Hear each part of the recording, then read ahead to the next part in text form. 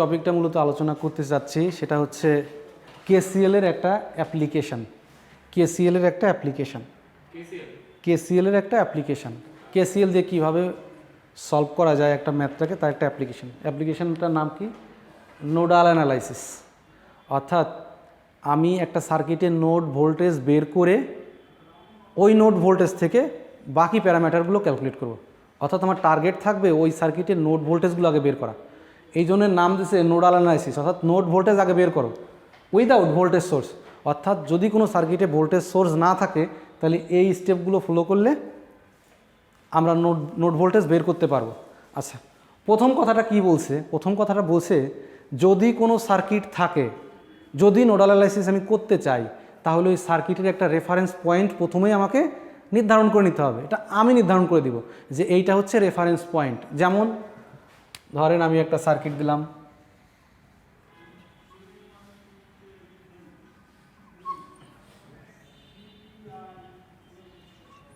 এটা নষ্ট হয়ে গেছে।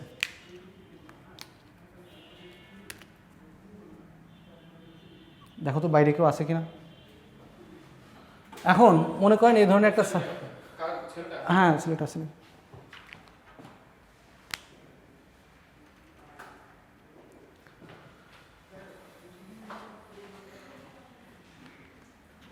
এক্সট্রা মার্কার আছে?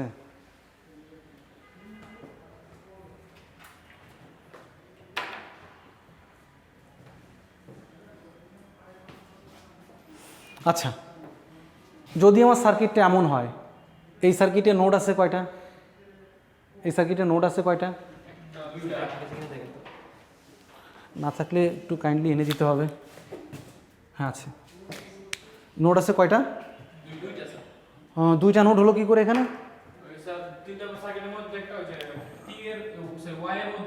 এটা একটা, নিচে একটা। সো এটার নাম এ, এটার নাম হচ্ছে বি। তো এখন বলছে যে কোনো সার্কিটকে যদি আমি নোডাল অ্যানালাইসিস করতে চাই তাহলে তার একটা রেফারেন্স নোড আমাকে আইডেন্টিফাই করে দিতে হবে। এই সার্কিটকে যদি আমি নোড দিয়ে নোডাল অ্যানালাইসিস করতে চাই, একটা রেফারেন্স পয়েন্ট মনে করুন, রেফারেন্স পয়েন্টটা গ্রাউন্ড, মনে করো রেফারেন্স পয়েন্টটা গ্রাউন্ড, আমি গ্রাউন্ডের চিহ্ন সেখানে দিয়ে দেবো। এইটা হচ্ছে আমার রেফারেন্স পয়েন্ট। অর্থাৎ এই পয়েন্টের সাপেক্ষেই এখানকার ভোল্টেজ আমি বের করব। এই পয়েন্টের সাপেক্ষে এখানকার ভোল্টেজ আমি বের করব। প্রথম কাজ হচ্ছে আমার একটা রেফারেন্স পয়েন্ট দিয়ে দেওয়া। এখানে বলছে রেফারেন্স নোড প্রথমে দিতে হবে। রেফারেন্স নোড, হ্যাঁ রেফারেন্স নোড আমি দিলাম, রেফারেন্স নোড দিলাম এইটাকে। এরপরে কি করব? যতগুলো নোড থাকবে, এখানে একটা আছে, ততগুলো নোডকে আমি নাম দিব। এটার নাম দিলাম V1। যদি আরেকটা থাকতো নাম দিতাম V2, আরেকটা থাকলে V3। যত নোড থাক এই রেফারেন্সের সাপেক্ষে যদি এনটা নোড থাকে তাহলে n-1 হবে হচ্ছে V1, V2, V3 এরকম করে n-1 পর্যন্ত যাবে, কারণ একটা নোড তো আমি রেফারেন্স নোড রেখেই দিয়েছি। ওকে, প্রথম কাজ হচ্ছে আমার নোডকে আইডেন্টিফাই করা। আইডেন্টিফাই করে তার নাম দেয়, এ নাম দিয়েছি, হ্যাঁ নাম দিয়ে সেখান থেকে একটা ভোল্টেজ V1 লিখব। এটা হচ্ছে প্রথম কাজ। ওকে, দ্বিতীয় পয়েন্ট কি বলছে? দ্বিতীয় পয়েন্ট বলছে এই যে নোড আইডেন্টিফাই করলাম, এই নোডে আমাকে একটা কেসিএল অ্যাপ্লাই করতে হবে। কেসিএল অ্যাপ্লাই করতে হবে। এইখানে যদি ধরি আমি কারেন্টটা এদিক দিয়ে আসতেছে, এদিক দিয়ে বের হচ্ছে, এদিক দিয়ে বের হচ্ছে, এটা I1, এটা I2, এটা যদি I3 হয়, তাহলে এই নোডে আমাকে একটা কেসিএল অ্যাপ্লাই করতে হবে। তাহলে কেসিএল যদি অ্যাপ্লাই করি কীরকম হবে? এখানে I1 = I2 + I3। এটা কেসিএল কারেন্ট ঢুকবে যে পরিমাণ, সেই পরিমাণ বের হয়ে যাবে। অর্থাৎ দুইটা কারেন্ট যোগ করলে 0 হয়ে যাবে। ওকে, সেটা কেসিএল অ্যাপ্লাই করলাম। তারপরে কি বলছে? এরপরে হচ্ছে আমি কেসিএল অ্যাপ্লাই করার পরে এখানে হবে হচ্ছে I1, I2 + I3। এটা তো হলো। এখন এই I1, I2, I3-কে নোড ভোল্টেজ দিয়ে রিপ্রেজেন্ট করে একটা ইকুয়েশন বানাবো। কেমন? I1 সমান কি লেখা যায়? I1 সমান কি? এখানে আমি I এর মান যদি 1 অ্যাম্পিয়ার দিয়ে দিই তাহলে I1 সমান কত হবে? যদি কারেন্টের মান ডিরেক্টলি দেওয়া থাকে তাহলে V দিয়ে রিপ্রেজেন্ট করার দরকার নাই। যদি ডিরেক্টলি না দেওয়া থাকে তাহলে V দিয়ে রিপ্রেজেন্ট করব। এখানে তো I এর মান ডিরেক্টলি দেওয়াই আছে। I1 এর মান হচ্ছে 1, তাহলে I1 = 1 = I2 এর মান কি হবে? আই টুর মান কী হবে, এখানে দ্বিতীয় স্লাইডটা আমি একটু দেখাই আসি। এখানে বলছে কারেন্ট যখন বের করব তখন হায়ার ভোল্টেজ থাকবে সামনে, লোয়ার ভোল্টেজ থাকবে পিছনে, অর্থাৎ higher voltage minus lower voltage divided by R, তাহলে কারেন্ট বের হবে। এটা ওহমস ল থেকে আসছে, তাই না? তাহলে এই আই টু কারেন্টটা যদি বের করি তাহলে কি হবে, আই টু কারেন্টটা যদি এটা ভি ওয়ান মাইনাস এই কারেন্টটা কিন্তু সেম, খেয়াল করেন এই কারেন্টটা কিন্তু সেম, আই টু কারেন্ট এখান দিয়ে আসতেছে। তাহলে ভি টু কোথায় পেলাম আমি,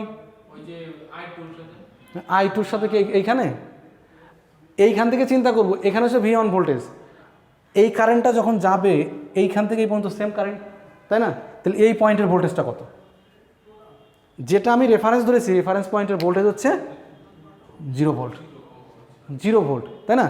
তাহলে আই টুর মান হবে হচ্ছে V one minus 0 divided by, এটার নাম যদি দিতাম R two R three, R two plus R three plus, বোঝা গেল?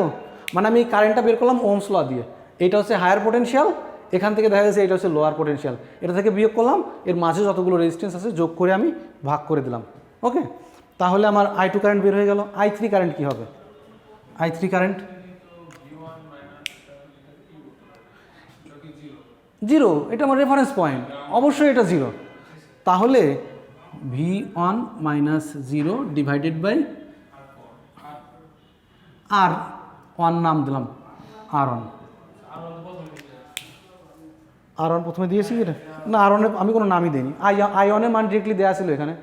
ওকে, তাহলে বোঝা গেল, এটা কিন্তু আমি ভোল্টেজের সাপেক্ষে রিপ্রেজেন্ট করে দিছি, ভোল্টেজের সাপেক্ষে রিপ্রেজেন্ট করে দিচ্ছি। আর ওয়ান আর টু আর থ্রির মান যদি দেওয়া থাকতো, এইখান থেকে একটা ইকুয়েশন ভেরিয়েবল আছে V one, so V one আমি ক্যালকুলেট করতে পারতাম। এইভাবেই মূলত নোডাল অ্যানালাইসিস করা হয়। কি থাকবে, অবশ্যই দেওয়া থাকবে, আমি দিয়ে দেবো, এটা জাস্ট আমি এক্সাম্পল দেওয়ার জন্য বললাম, এটা সামনে গেলে আমরা দেখবো এখনও। ওকে, তাহলে আমার প্রথম কাজ হচ্ছে একটা সার্কিটের রেফারেন্স পয়েন্ট নির্ধারণ করা। রেফারেন্স পয়েন্ট নির্ধারণ হয়ে গেলে ওই রেফারেন্স পয়েন্ট বাদে বাকি যতগুলো নোড আছে সেখানে V one V two V three এরকম করে সিম্বলগুলো দিয়ে দিব। তারপরে কি করব, যতগুলো নোড আছে সেই নোডে আমি কেসিএল অ্যাপ্লাই করব। যদি নোড থাকতো দুইটা নোডে আমি কেসিএল অ্যাপ্লাই করতাম। ওকে, তাহলে দেখি এবার ম্যাথের দিকে যাই আমরা। এখানে বলা হচ্ছে ভোল্টেজ সোর্স নেই, অর্থাৎ কারেন্ট সোর্স থাকবে কিন্তু কোনো ভোল্টেজ সোর্স থাকবে না। এই টেকনিকের ভিতরে ভোল্টেজ সোর্স ছাড়া কীভাবে নোডাল অ্যানালাইসিস করা যায় সেটা দেখাচ্ছি। ওকে, আমরা ম্যাথগুলো ক্লাসে বসে বসে করব, না হলে সার্কিট আপনারা অ্যানালাইসিস করতেছেন না।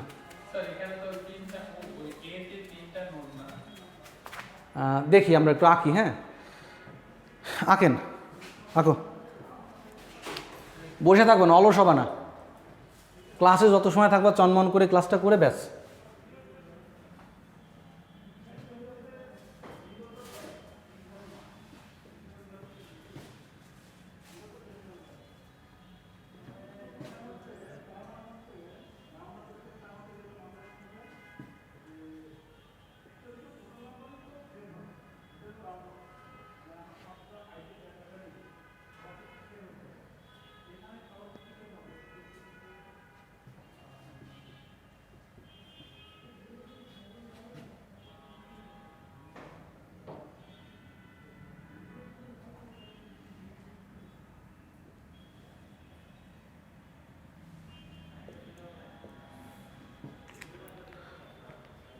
মনে করেন এই ধরনের একটা সার্কিট আমার দেয়া আছে, এই ধরনের একটা সার্কিট আমার দেয়া আছে।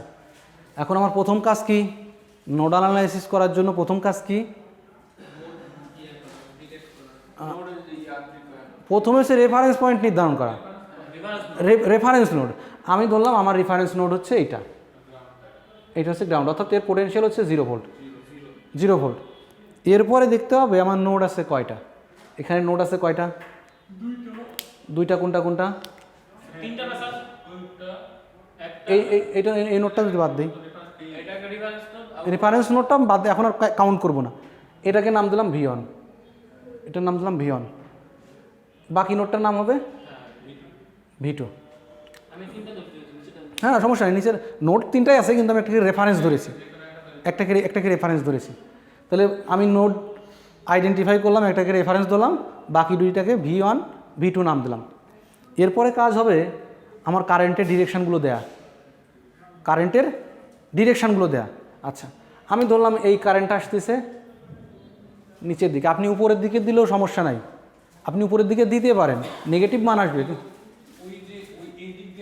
এ কারেন্ট আসলে এদিক দিয়ে ঢুকবে, ওটা তো আমি চেঞ্জ করতে পারবো না, ওটা চেঞ্জ করতে পারবো না। আমি এই কারেন্টটা দিলাম, এই কারেন্টটার নাম দিলাম I1, লেখেন। এটা কোনো নাম দিব না, এটা 5 অ্যাম্পিয়ার আছে, 5 অ্যাম্পিয়ার ডিরেক্ট লিখবো। ওকে 5 অ্যাম্পিয়ার আমি ডিরেক্টলি লিখতে পারছি, ও তো কোনো ভ্যারিয়েবল না। আপনি নাম দিতে পারেন, ওর নাম দেন I5, ওর নাম দেন I5 সমান 5 অ্যাম্পিয়ার। ওকে, এই দিক দিয়ে কারেন্ট একটা আসলো, এখানে আমি কিন্তু নোডে KCL অ্যাপ্লাই করতেছি, এখানে একটা কারেন্ট যাবে, এটার নাম দেন I2। হ্যাঁ, আপনি দিতে পারবেন ডিরেকশান, আপনার ইচ্ছা অনুযায়ী আপনি ডিরেকশান দিতে পারবেন। মান যখন আসবে তখন নেগেটিভ বা পজিটিভ মান আসবে, সেটা আপনি এদিক থেকেও দিতে পারেন, কোনো সমস্যা নাই। আপনি দিতে পারেন, যে কোনো একদিকে দিতে পারেন, আপনার সুবিধা অনুযায়ী আপনি দেন, KCL অ্যাপ্লাই করুন। ওকে, আপনি যদি এদিক দিয়ে একবার দেন, এখানে এসে চেঞ্জ করতে পারবেন না। মনে করেন আমি এটাকে এই দিক দিয়ে দিয়েছি, তার মানে এই ব্রাঞ্চের কারেন্টটা সবসময় এই দিকেই রাখবেন, এটাকে আর চেঞ্জ করবেন না। মনে করেন এই দিক দিয়ে কারেন্ট আমি আরেকটা দিব, এটার নাম দেবো I3। আরেকটা কারেন্ট যেটা আছে সেটা হচ্ছে I5, উপর দিয়ে আসে, I5 উপর দিয়ে আসে। ওকে, আর এই কারেন্টটা তো 10 অ্যাম্পিয়ারের দিক দিয়ে আসতেছে, 10 অ্যাম্পিয়ার। ওকে, তাহলে আমার কারেন্টের ডিরেকশান দেওয়া শেষ, আমার নোডগুলো আইডেন্টিফাই করা শেষ, রেফারেন্স নোড আইডেন্টিফাই করা শেষ। সো আমার এই পয়েন্টের নাম যদি A নোড, এটার নাম হচ্ছে B নোড। A নোডের ভোল্টেজ হচ্ছে V1, B নোডের ভোল্টেজ হচ্ছে V2। এখন A এবং Bতে KCL অ্যাপ্লাই করব, এতে একটা KCL অ্যাপ্লাই করব, বিতে একটা KCL অ্যাপ্লাই করব। Okay, apply KCL at node A।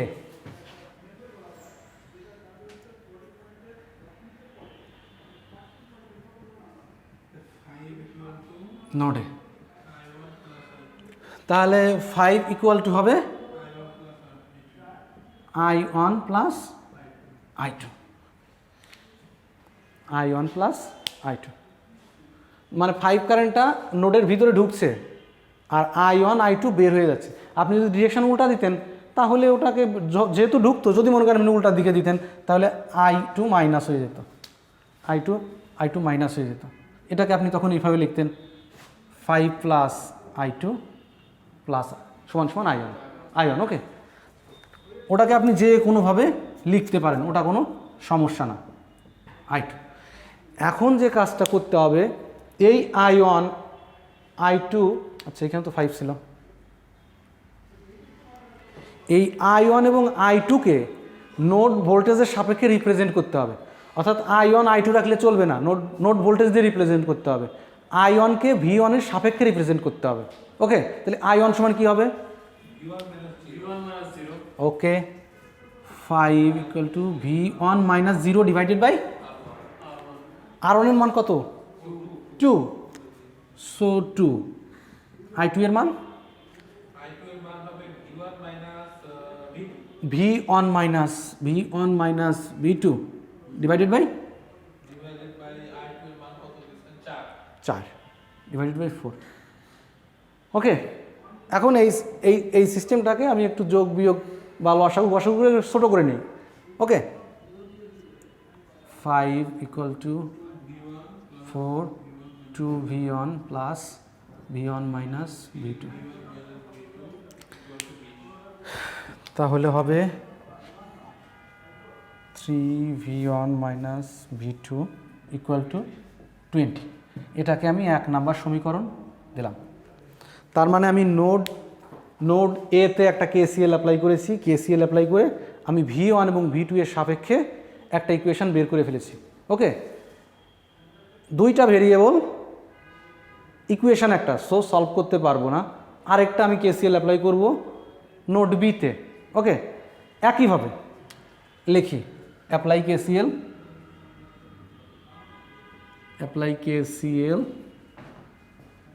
At node বিতে কি আছে তাহলে এখন? হ্যাঁ বলেন সেটা। চারটা ব্রাঞ্চ আছে, চারটা ব্রাঞ্চ আছে। তাহলে আপনার ঢুকতেছে হচ্ছে ব্রাঞ্চে ঢুকতেছে কোন হচ্ছে I2 আর হচ্ছে এদিকে 10 I2 এবং 10।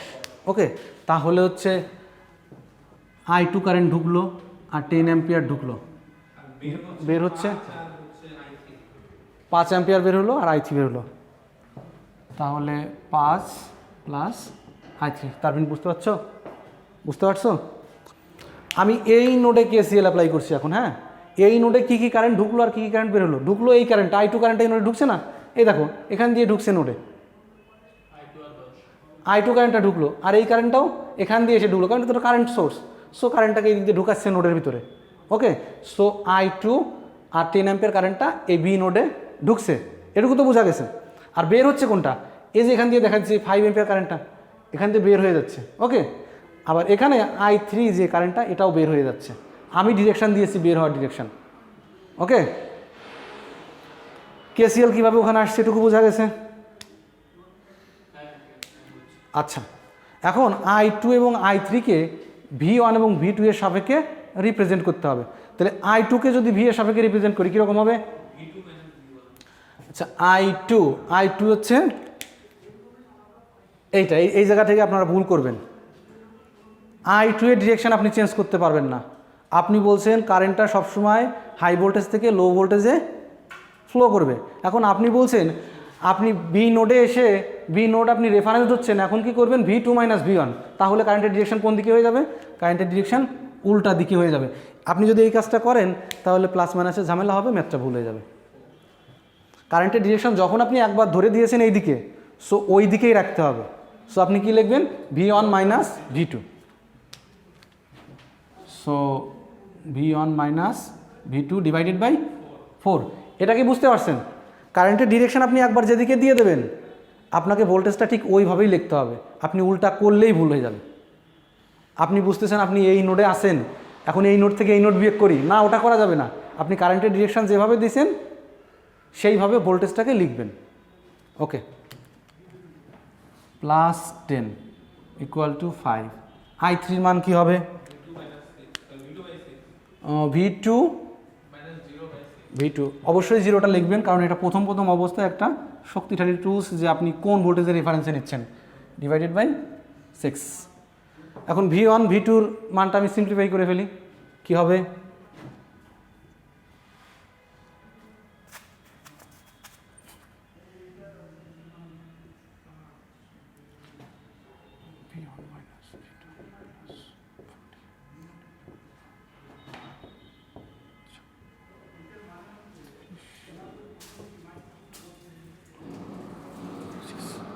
ওকে, এখন 6V1 মাইনাস 6V2।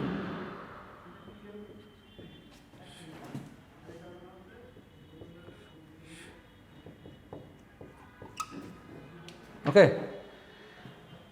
এখন V1 এর মান হচ্ছে 6V1, 10V2 মাইনাস 120। এটা হচ্ছে 2 নাম্বার ইকুয়েশন। এটা হচ্ছে 2 নাম্বার ইকুয়েশন। এটুকু আমি মুছে ফেলি।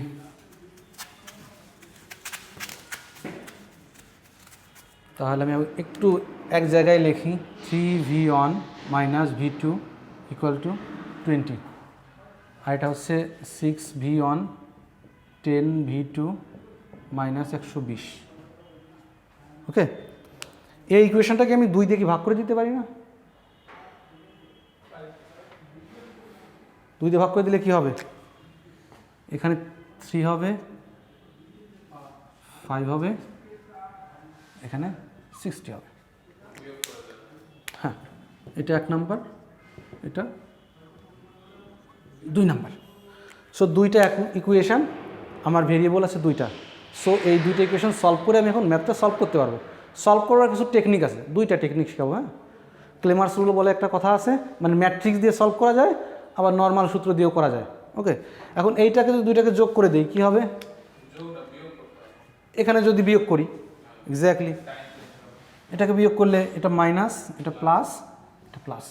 ওকে, এটা কাটা যাবে। থাকবে কত 4v2 ইকুয়াল টু 80, v2 এর মান হবে 20 ভোল্ট। হ্যাঁ কোনটা এইটা এইটাই যে আমি এখানে যে আগের ইকুয়েশনটা, এই ইকুয়েশনটা এবং এই ইকুয়েশনটা, এই ইকুয়েশনকে আমি 3 দিয়ে ভাগ করেছি, 2 দিয়ে ভাগ করেছি, 3 না 2 দিয়ে। এখানে 2 দিয়ে ভাগ করো, এখানে 2 দিয়ে ভাগ করো, এখানে 2 দিয়ে ভাগ করো। আমি জিনিসটাকে ছোটো করেছি জাস্ট খালি 3 আর 3 কাটার জন্য। ওকে, যে দুইটা ইকুয়েশন পেয়েছি তার একটা ইকুয়েশনকে আমি 2 দিয়ে ভাগ করেছি এরকম করে।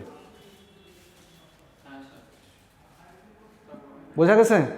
এখন দুইটা ইকুয়েশনকে আমি পাশাপাশি লিখছি, যোগ বিয়োগ করে আমি এখন v1 v2 এর মান বের করব। ওকে, বুঝা গেল? যোগ বিয়োগ করলে দেখা যাচ্ছে এখানে 4v2 থাকে, 80 থাকে, এটাকে v2 এর মান 20 ভোল্ট। তাহলে v1 এর মান কত হবে? v1 এর মান কত হবে? এখানে লিখি 1 নং সমীকরণের মানটা বসাই,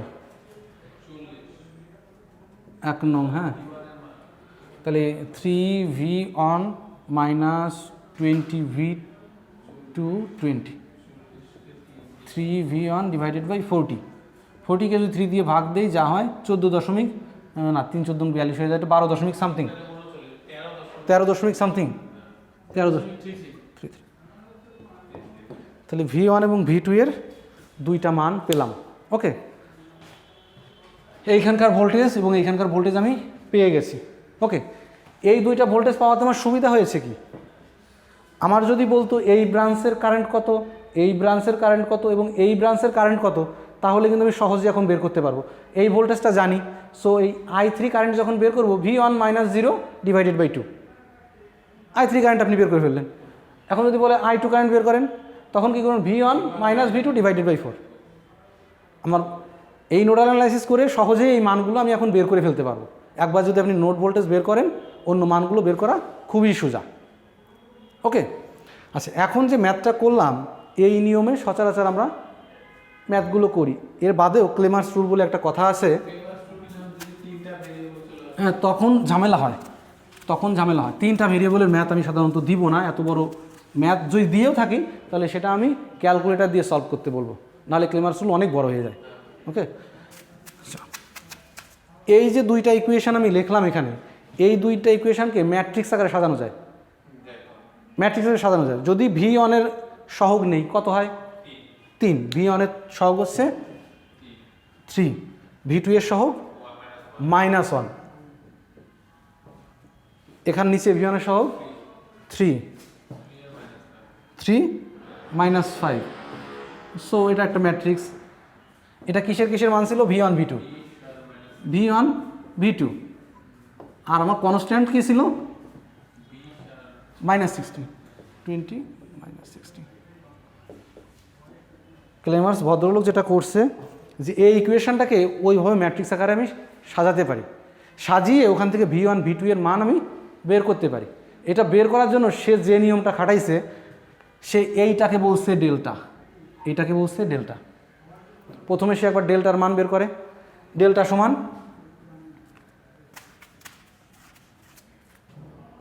ডেল্টা ইকুয়াল টু 3 -1 3 -5।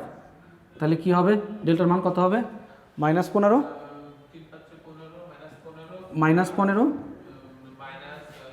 -3, মাইনাস হলে মাঝে মাঝে মাইনাস মাইনাসে প্লাস, +3।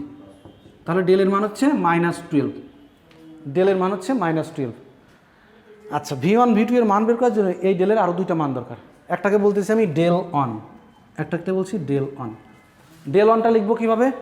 এই যে কনস্ট্যান্ট পার্টটা আছে, এই কনস্ট্যান্ট পার্টটা যখন ডেল অন বের করব তখন এর কলামে বসাই দেবো, এই কলামটা রিপ্লেস করে দেবো। এই কলামটা রিপ্লেস করে লিখবো হচ্ছে 20 -60, অন্য কলামটা ঠিকই থাকবে -5। এর মান কত হবে?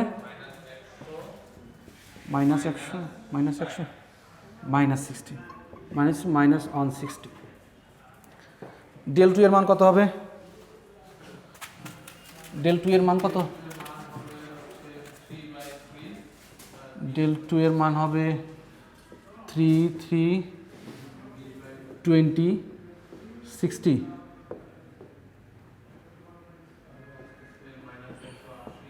-180 -60, তাহলে হবে 240 -240।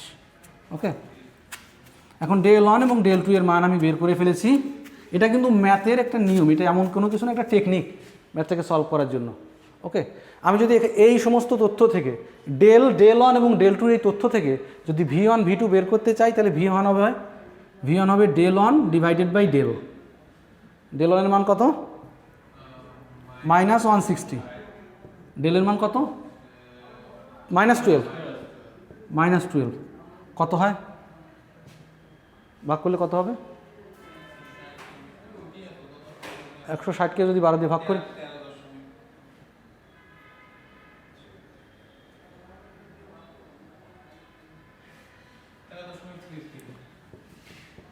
13.33 ভোল্ট। V2 এর মান হবে del 2 divided by del equal to, del 2 এর মান কত ছিল? -240 -20 ভোল্ট। তাহলে দেখেন আমি কিন্তু দুই নিয়মে একই ভোল্টেজ পেয়েছি। সো এটা হচ্ছে ম্যাথ সলভ করার একটা টেকনিক, জাস্ট একটা টেকনিক, আর কিছুই না। আপনি যদি একবার KCL অ্যাপ্লাই করে ভোল্টেজের সাপেক্ষে লিখে ফেলতে পারেন ইকুয়েশনটা, আপনি যেভাবে সলভ করেন আমার কোনো আপত্তি নেই, আপনি ক্যালকুলেটার ইউজ করেন আমার কোনো আপত্তি নেই। আমার দরকার হচ্ছে আউটপুট রেজাল্টটা, V1 V2 মান আপনি কী বের করেছেন। Okay, nodal analysis without voltage source জিনিসটা কি বোঝা গেল? কীভাবে ম্যাথের টেকনিক আগাইতে হবে এটা বোঝা গেছে। এইটা আমি ইউজ করছি, এখানে কোনো ভোল্টেজ সোর্স নেই, এখানে এই নিয়মটা শুধু কারেন্ট সোর্সের জন্য। Nodal analysis with voltage source সেটাও করা যাবে, এটা হচ্ছে উইদাউট ভোল্টেজ সোর্স। মানে যদি উইদাউট ভোল্টেজ সোর্স হয়, যে নিয়মগুলো বললাম, প্রথম হচ্ছে রেফারেন্স পয়েন্ট আইডেন্টিফাই করতে হবে। রেফারেন্স পয়েন্ট আইডেন্টিফাই করার পরে বাকি যেগুলো নোড থাকবে সেই নোডগুলোকে V1 V2 V3 নাম দিব। তারপরে ওই সমস্ত নোডে আমি KCL অ্যাপ্লাই করব। KCL অ্যাপ্লাই করে কারেন্টকে তখন ভোল্টেজের সাপেক্ষে রিপ্রেজেন্ট করে এভাবে আমি ক্যালকুলেশন করে মানগুলো বের করব। একইভাবে আমরা আরেকটা ম্যাথ করব। ওকে, আমরা ম্যাথ যত বেশি পারা যায় প্র্যাকটিস করব। এই ম্যাথটা শুরু করেন, আপনারা উত্তর বলবেন। ডেল্টা হচ্ছে ক্লেমার্স রুলে, ডেল্টা হচ্ছে একটা অপারেটরের মতো কাজ করতেছে, যেটা দিয়ে আমি ম্যাথটাকে সলভ করার চেষ্টা করতেছি। একজন ম্যাথমেটিশিয়ান একটা টেকনিক বের করছে, যে টেকনিক দিয়ে V1 V2 এর মান বের করতে পারি। ডেলটাকে বলতেছি আমার ইকুয়েশনের প্রথম পার্টটা যেটা বলছিল, মানে ম্যাট্রিক্সের প্রথম পার্টটা ডেল। ওকে, আর ডেল 1 যেটা বের করছিলাম সেটা হচ্ছে এই ডেলের প্রথম যে কলামটা থাকবে সেই কলামটাকে আমি কনস্ট্যান্ট দিয়ে রিপ্লেস করব, সেটা হচ্ছে ডেল 1। ডেল 2 হবে এই পার্টটা ঠিক থাকবে কিন্তু অপর কলামটা চেঞ্জ হবে। এটা একটা নিয়ম, মুখস্থ করার মতো নিয়মটা মনে রাখেন। যদি ক্লেমার্স রুল ব্যবহার করি তাহলে ডেল ব্যবহার করতে হবে, ডেল 1 ব্যবহার করতে হবে এবং ডেল 2 ব্যবহার করতে হবে। সেক্ষেত্রে কনস্ট্যান্ট দিয়ে ডেল 1 এর ক্ষেত্রে প্রথম কলামটা চেঞ্জ করব, ডেল 2 এর ক্ষেত্রে দ্বিতীয় কলামটা চেঞ্জ করে পরে ডেল 1 ডেল 2 এর মান দিয়ে আমি মানগুলো বের করব। ম্যাথটা কীভাবে করা হয়েছে একবার থ্রুলি যদি চোখ বোলাই যাও, আশা করা যায় যে সলভ করার টেকনিকে কোনো সমস্যা হবে না। আমাদের টেকনিক ডেভেলপ করার দরকার হচ্ছে ইকুয়েশানটা লেখা যায় কিভাবে। সলভ করার জন্য ম্যাথে বহুত টেকনিক আছে, কিন্তু ইকুয়েশানটা আগে আমাকে ডেভেলপ করতে হবে। আচ্ছা, এইটা সলভ করতে হবে, আঁকো।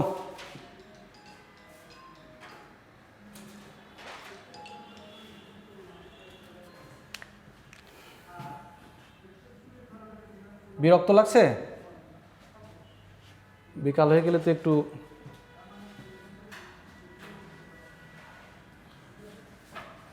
যত বেশি সলভ করতে পারবা তত বেশি নিজেকে দক্ষ করে তুলতে পারবা। আর যদি মনে করো ক্লাসে আসছি একটা সলভ করলাম মানে আমি শিখে গেছি টেকনিক, হাজার রকমের সার্কিট আছে, সার্কিট দেখলে তখন আর মিলবে না। এখন থেকে আমি ক্লাসেই বেশি নিয়ম পড়াবো, নিয়মের পরে বেশি করে এক্সারসাইজ করাবো।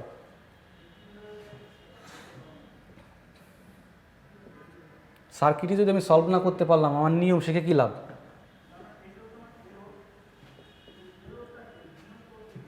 আচ্ছা, তাহলে আমার প্রথম কাজ কি এটার ক্ষেত্রে? প্রথম কাজটা কী ছিল? একদম প্রথম রেফারেন্স, এক্স্যাক্টলি। আমি একটা রেফারেন্স পয়েন্ট, এটা 0 ভোল্ট ধরে নিয়েছি, সে 0 ভোল্ট। রেফারেন্স পয়েন্ট 0 ভোল্ট ছাড়াও নেওয়া যায়, কিন্তু সেটা আমরা নিব না, আমাদের সুবিধার জন্য রেফারেন্স পয়েন্টকে সবসময় গ্রাউন্ড হিসেবে চিন্তা করব। ওকে, আর বাকি নোড আছে কয়টা? বাকি নোড আছে কয়টা? দুইটা। এটা একটা নোড এ, এটা একটা নোড বি। এখন এই নোডগুলোর ভোল্টেজ আমি ডিফাইন করে দিব। এটা দিলাম V1, এটা হচ্ছে V2। ওকে, এখন কারেন্টগুলো ডিফাইন করব। আমার এগুলো কিন্তু প্রথমত আমার ইচ্ছাকৃত কাজ, যে এই ম্যাথটা সলভ করার জন্য প্রথমে আমার এই অ্যাপ্রোচটা দিয়ে আগাইতে হবে। যেমন এইখানে কারেন্টের ডিরেকশান, তুমি এবার বলো কোন দিকে দেবো আমি? এইখানে ধরলাম আমি এটাকে এদিকে দিলাম, তুমি বললে এটাকে এদিকে দেন স্যার, উল্টা দিকে। হ্যাঁ, হবে না? ম্যাথ করি দেখি হয় কি না। মাইনাস আসুক, মাইনাস তখন ওই মাইনাসে মাইনাস সঠিক মানটাই দেখাবে পরে। হ্যাঁ আচ্ছা, তাহলে এটার নাম দিলাম I1, এটা হচ্ছে I2, এটার নাম দাও I3। আর এই বাকি মানগুলো তো দেয়াই আছে। এই মানটা কত? 4 অ্যাম্পিয়ার, এটার মান হচ্ছে 1 অ্যাম্পিয়ার। তাহলে যদি এ নোডে আমি এখন একটা KCL অ্যাপ্লাই করি, এ নোডে, এই নোডে একটা KCL অ্যাপ্লাই করব, কি হবে?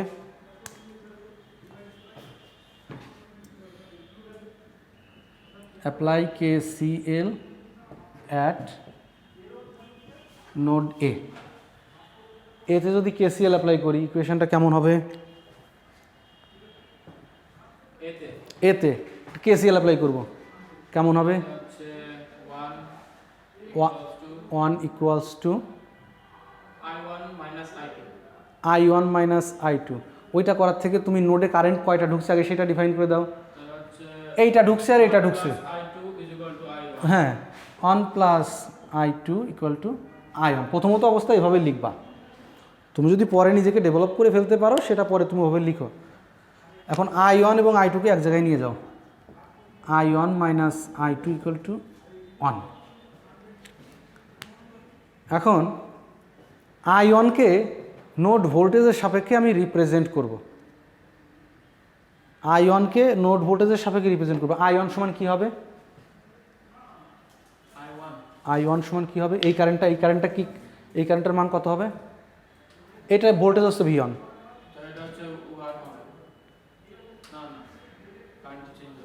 এটার সূত্রটা ছিল এরকম, এই যে higher potential minus lower potential divided by resistance. এখানে হায়ার পোটেনশিয়াল কত? V1, ওই মানটা V1, কী মান আমি জানি না, কিন্তু মান দিছি আমি V1 মাইনাস 0। এটা হচ্ছে হায়ার পোটেনশিয়াল, এটা হচ্ছে lower potential divided by resistance. Okay, তাহলে I1 এর মান হবে V1 minus 0 divided by 2। I2 এর মান কত হবে? I2 এর মান কত হবে? কারেন্টের ডিরেকশন কোন দিকে আছে? কারেন্টের ডিরেকশন কোন দিকে আছে? এই দিকে আছে। তাহলে কারেন্ট সবসময় হায়ার পোটেনশিয়াল থেকে লোয়ার পোটেনশিয়ালে যায়। তাহলে এখানে হায়ার পোটেনশিয়াল কত? V2 minus V1 divided by 6 equal to 1। এটাকে এখন একটু সিম্পলিফাই করি লসাগু করে। 6 3V1 minus V2 minus V1 plus V1 equal to 1। 4V1 minus V2 equal to 6। আমি নোড ভোল্টেজের সাপেক্ষে একটা ইকুয়েশান পেয়ে গেলাম। এটা লসাগু করে জাস্ট এপাশ ওপাশ নিয়ে যা করা যায়। এখান থেকে দেখো এটা লসাগু কত? কোনটা? V1 মাইনাস এই দুই, এটাকে যখন মাইনাস দিয়ে আমি গুণ করব তখন মাইনাসে মাইনাসে প্লাস হয়ে যাবে না?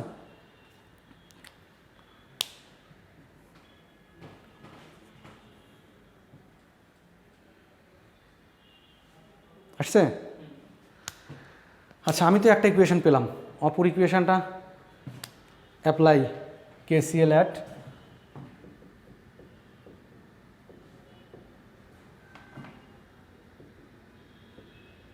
নোড বিতে KCL অ্যাপ্লাই করতে হবে। এবার বিতে KCL অ্যাপ্লাই করলে কেমন হবে?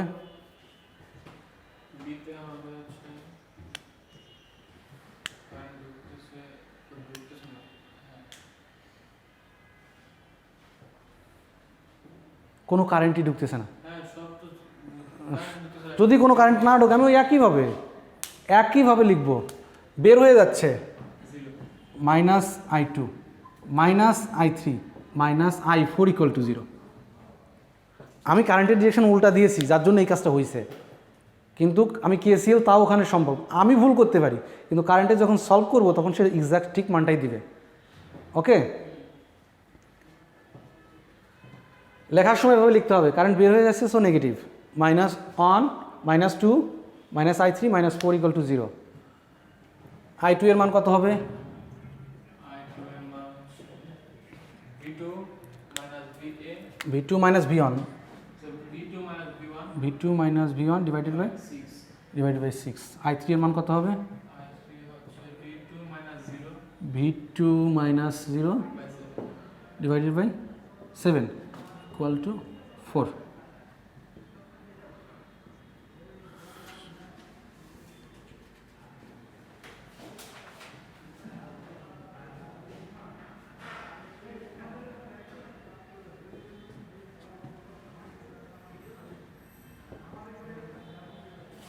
কে 4 দিয়ে গুণ করো, কত হয়?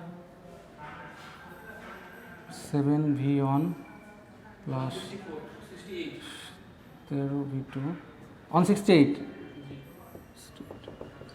2 নম্বর ইকুয়েশন। সো আমি আরেকটা ইকুয়েশন পেলাম, ইকুয়েশনটাকে একটু পাশাপাশি লিখি। 7V1 minus 13V2 equal to 168। Okay, so V1 এবং V2 এর মান দুইটা ইকুয়েশন থেকে আমি এখন বের করতে পারবো, তাই না? আপনি করছেন পুরোটা? কত করছে, কত আসছে? একটা -14 একটা -14 -2 এক্স্যাক্টলি। তাহলে এইগুলো যদি সলভ করেন তাহলে V1 এর মান আসছে কত? -14 ভোল্ট। আর V2 এর মান কত হবে? না, V1 এর মান হচ্ছে -2 ভোল্ট, 14 না, -2 ভোল্ট। V2 এর মান হচ্ছে -14 ভোল্ট। এক্স্যাক্টলি, আপনি পারছেন। জিনিসটা কি কঠিন খুব বেশি? কোনো কঠিন কিছু না, খুবই সহজ একটা জিনিস, কিন্তু আপনাকে প্র্যাকটিস করতে হবে। আপনি যত বেশি প্র্যাকটিস করবেন তত বেশি সলভ করার দক্ষতা অর্জন হবে। ওকে, এটা ছিল ছোটোখাটো একটা ম্যাথ। বড় একটা ম্যাথ আছে এই পাশটায়, খেয়াল করেন এটা। স্যার কিছু বলবেন? স্যার আপনার ক্লাসে পর আরো একজন আসছে, আয়েশা স্যার ম্যাথ এক্সাম দিয়ে চলে গেছে। স্যার আজকের এই অ্যাটেন্ডেন্সটাই আপনার ক্লাসে একটু কাইন্ডলি ডিপার্টমেন্টকে দিন তো। ঠিক আছে স্যার। স্যার সবাই সিরিয়াস নেন না, বিকালে ক্লাসগুলো সিরিয়াস নেন না। স্যার আপনি যে ওকে, ঠিক আছে। এখানে খেয়াল করেন, এখানে কিন্তু ম্যাথটা একটু বড়। এখানে নোট আছে কয়টা? 1 2 3 রেফারেন্স বাদে 3টা। রেফারেন্স বাদ দিন।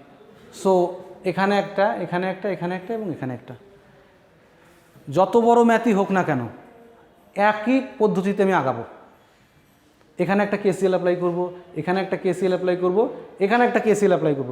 3টা KCL অ্যাপ্লাই করার পরে কারেন্টগুলোকে নোড ভোল্টেজ দিয়ে রিপ্রেজেন্ট করব। তাহলে 3টা ইকুয়েশন পাবো আমি। 3টে ইকুয়েশন পাইলে সেই 3টে ইকুয়েশনকে আমি সলভ করতে পারবো। এই কাজটা হচ্ছে আপনাদের বাড়ির কাজ। আগামীকাল এটা অবশ্যই করে এনে দেখাতে হবে। তাহলে স্যার মানে ওটা যে ক্রেমার রুল দিয়ে করতে হবে। আপনি ক্যালকুলেটর ইউজ করেন, আমার তিনটা নোড ভোল্টেজ আপনাকে বের করে দেখাইতে হবে। আপনি KCL অ্যাপ্লাই করে সেটা দেখাবেন আমাকে, এবং ভোল্টেজের সাপেক্ষে যে করছেন সেটাও দেখাবেন, এবং ফাইনালি 3টা ইকুয়েশন যে পাইছেন 3টা ইকুয়েশন দেখানোর পর আপনি ক্যালকুলেটরে সলভ করেন, আমার কোনো আপত্তি নেই। ওকে, এটা স্যার কি জানো ডিপেন্ডেন্ট হ্যাঁ এখানে দেখেন 2ix আছে, 2ix আছে। এইটা যখন লিখবেন 2ix, ix এর মান কোথায় আছে? এইখানে আছে। তাহলে ix যদি এইটা হয়, এখানে ix এর মান কত হবে বলেন? আইএক্স এর মান হবে আপনার V1 - V2 তারপর বাই 0 ও না বাই 2 বাই 2। সো যখন 2ix লিখবেন সেটাকে আপনি 2 into V1 - V2 divided by 2। আপনি ওই কাজটা খালি ওই জায়গাটা করে দিবেন, মানে ix ভেরিয়েবলটাকে ওইখান থেকে নিয়ে এসে রিপ্লেস করে দিবেন। ওকে, যেখানে ix থাক আপনি ভোল্টেজের সাপেক্ষে সেটাকে রিপ্লেস করে দিবেন, কারণ ix এর একটা মান আছে, তো এখান থেকে মানটা বের করতে পারছি। ওকে, সো আগামীকাল অবশ্যই আমরা চাই যে ম্যাথটা করে আসতে হবে। পারবা তানভীর? ওকে।